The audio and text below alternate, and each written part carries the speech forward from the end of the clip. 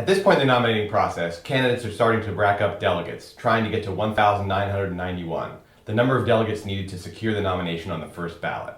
The list of official candidates is down to 2 clear frontrunners and a third candidate with no realistic chance of winning, or even playing spoiler.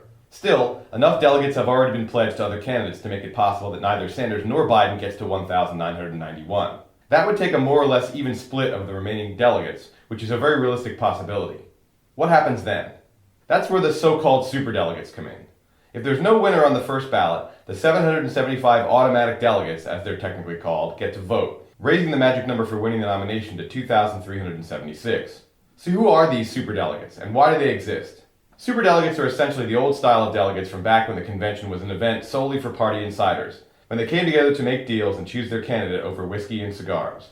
Prominent Democrats like former presidents and vice presidents, current members of Congress, governors, and elected members of the Democratic National Committee and the state party committees are automatic delegates who get to go to the convention unpledged.